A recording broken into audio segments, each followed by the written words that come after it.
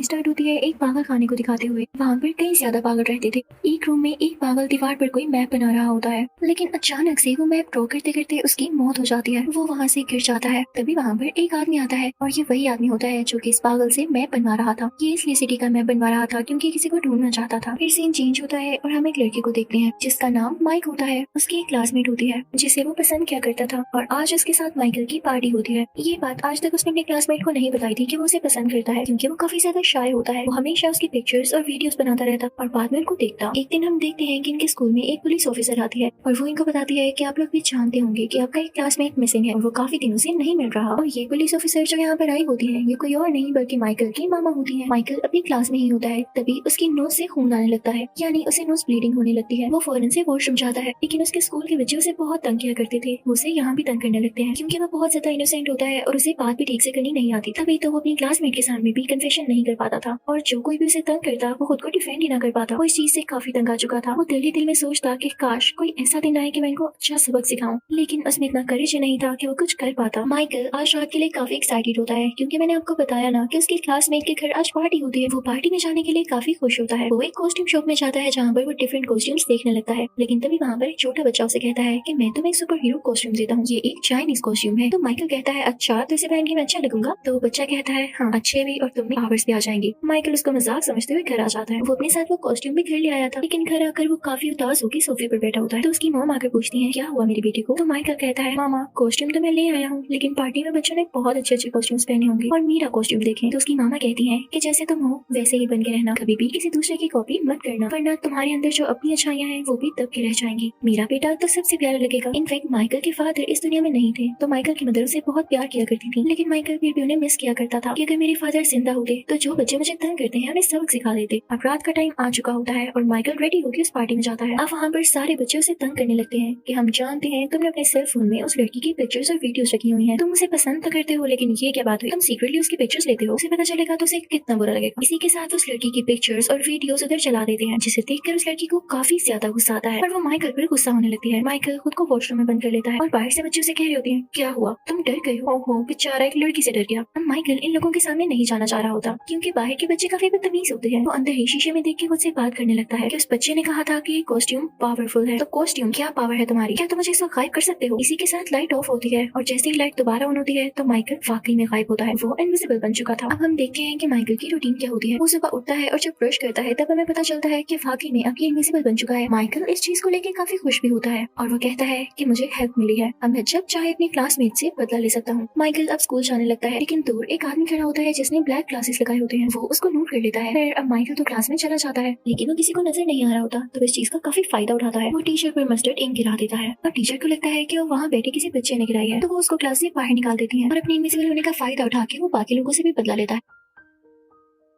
और तभी हमें पता चलता है कि स्कूल से 2 बच्चे और मिसिंग हैं, पर उन्होंने अपने मिसिंग होने से पहले एक वीडियो मैसेज रिकॉर्ड किया होता है कि हम अपनी मर्जी से यहाँ से जा रहे हैं, हम अपने घर से तंग आ चुके हैं और अकेले रहना चाहते हैं, एक इंडिपेंडेंट लाइफ गुजारना चाहते हैं। तो आज इनके स्कूल में एक साइकियाट्रिस्ट आता है जो कि बच्चों को समझाने लगता है कि आप लोग अभी बहुत छोटे हैं और पेरेंट्स तो हर किसी के लिए जरूरी होते हैं ना, वो हमारी भलाई ही तो चाहते हैं, वरना किसी और का बच्चा जो कुछ मर्जी करता है उन्हें से क्या फर्क पड़ेगा। आप इस बात को समझने की कोशिश करें। लेकिन तभी माइक को फील होता है जैसे वो दोबारा से इनविजिबल हो रहा है। फौरन वहाँ से भाग जाता है और सब समझते हैं कि इसको साइकियाट्रिस्ट की बातें बुरी लग रही है। जब अपनी बहन के पास आता है तो उसकी बहन देखती है कि उसके भाई के कपड़े हैं लेकिन वो इनविजिबल है, तो उसे कहती है भाई आप सुपर हीरो हैं। तो माइकल फौरन से अपनी बहन के मुंह पर हाथ रख लेता है और कहता है चुप रहो, किसी को नहीं बताना, मैं तब से इनविजिबल होने लगा हूँ जब से मैंने वो कॉस्ट्यूम लिया है, उसमें जरूर कुछ ना कुछ है। के बाद माइकल सुनता है कि उसकी मॉम किसी से बात कर रही है। माइकल इनविजिबल हो जाता है और अपनी मॉम के सामने जाकर बैठ जाता है। क्योंकि उसकी मॉम को वो नजर नहीं आ रहा होता तो वो अपनी कॉल कंटिन्यू रखती है। तो माइकल को अपनी मॉम की बातें सुन के पता चलता है कि वो उनका असल बेटा नहीं है बल्कि अडॉप्टेड है। तो इससे उसका बहुत दिल दुखता है, वो वहाँ से चला जाता है। उसकी मॉम को फील होता है जैसे उनके पास से कोई गुजर कर गया हो, लेकिन उन्हें ये नहीं पता होता कि उनका बेटा माइकल इनविजिबल हो चुका है। एक दिन माइकल बैठा हुआ स्विंग ले रहा होता है, तभी उसे एक लड़की देख लेती है। वो उसके पास आती है और उससे बातें करने लगती है और माइकल भी उससे बातें करने लगता है, लेकिन वो उसे नजर नहीं आ रहा होता। जल्द ही उन दोनों में दोस्ती हो जाती है। अब माइकल सोचता है कि वो उसको बता देगा कि असल में वही माइकल है जो कि गायब हो सकता है और उसका दोस्त है, लेकिन इससे पहले कि वो उसे बताने चाहता तो रोड पर कोई आदमी उसे किडनैप कर लेता है। माइकल बहुत कोशिश करता है उस लड़की को बचाने की, लेकिन उसे नहीं बचा पाता। हम देखते हैं कि उस लड़की की आंख खुलती है एक ऐसी जगह पर जहाँ उसके इर्द गिर्द कुछ लोग होते हैं और उसकी बॉडी को, उसके मुंह को चेक कर रहे होते हैं, ये पता लगाने के लिए कि कहीं ये वो बच्चा तो नहीं जो इनविजिबल है, क्योंकि इन लोगों को उसके जेंडर तक का नहीं पता होता, ना ही ये पता होता है कि वो है कौन। जब इन लोगों को यकीन हो जाता है कि इस लड़की के पास कोई पावर्स नहीं और इसकी जगह कोई और है इनविजिबल पर्सन, तो इस लड़की को बाकी दोनों बच्चों के पास छोड़ देते हैं जिन्हें पहले भी इसी एक्सपेरिमेंट के लिए यहाँ पर लाया गया। उस तरफ माइकल सोचता है कि जल्द से जल्द वो इनविजिबल होकर उस लड़की को बचाने जाए, लेकिन जैसे ही वो अपने कॉस्ट्यूम पहनने जाता है तो देखता है कि उसकी मॉम ने उसे धो दिया है और उसमें अब वो पावर नहीं रही। तो अपनी मॉम से कहता है कि आप तो यही चाहती थी मैं कभी आगे ना जाऊँ, कभी अपनी मर्जी न करूँ, वैसे भी आप तो मेरी रियल मॉम भी नहीं। और ये कह के वो काफी तेजी से साइकिल चलाते हुए समंदर के किनारे आ जाता है। उसकी मॉम पीछे से काफी सैड हो जाती है। अब समंदर पर माइकल को वही आदमी मिलता है, ब्लैक गॉगल्स वाला आदमी, क्योंकि हमने पहले देखा। और यहाँ पर वो माइकल को बताता है कि जो पावर्स तुम्हारे अंदर आई मेरे अंदर भी होती और वो तुम्हारे अंदर क्यों आई, क्योंकि तुम मेरे बेटे हो। वो ग्लासेस वाला आदमी उसे ये भी बताता है कि तुम्हारी रियल मॉम भी गायब हो सकती थी, यानी उस आदमी की वाइफ। वो अपने बेटे को ये बताता है कि कई साल पहले जब मैं रशिया में रहा करता था तो किसी इंसिडेंट की वजह से वो जगह तबाह हो गई और इसके साइड इफेक्ट्स ये हुए कि कुछ लोगों में सुपर एबिलिटीज आ गई। तो उन लोगों को इकट्ठा करके एक टीम बनाई गई। जो आदमी उसको लीड करता था वो काफी सालिम था, वो हमें यूज किया करता था। उसने अपने पास हमें कैद रखा हुआ था। कई दिन गुजर गए, हमसे काम लेता रहता। उसी दौरान मुझे वहाँ पर एक लड़की नजर आई जो मुझे बहुत अच्छी लगी और वो लड़की तुम्हारी मॉम है। कुछ टाइम बाद जब तुम पैदा हुए तो हम दोनों ने ये सोचा कि नहीं, तुम यहाँ पर नहीं रहोगे इस सालिम लीडर की कैद में। तो हम दोनों तुम्हें यहाँ से लेकर भाग गए, लेकिन हमारे पीछे उस लीडर के लोग भी लग गए। तो तुम्हारी मदर ने अपनी जान की कुर्बानी दी और हम दोनों से कहा कि हम यहाँ से चले जाएं। वो भी गायब होना जानती थी और वो उस वक्त की गायब है। मुझे लगा कि मैं अकेला तुम्हें इस तरह से नहीं पाल सकूंगा और इस तरह से हम दोनों की जान को खतरा होगा। मैं खुद ही तुम्हें उस पुलिस ऑफिसर के घर के बाहर रखाया कि तुम्हारी जिंदगी मेरी जैसी ना हो। तो माइकल यहाँ अपने फादर से पूछता है, यानी ये पावर्स मेरे कॉस्ट्यूम में नहीं मेरे में पहले से ही थी? तो उसके फादर कहते हैं, हाँ मेरे बेटे, तुम्हें ये पावर्स हमसे मिली है।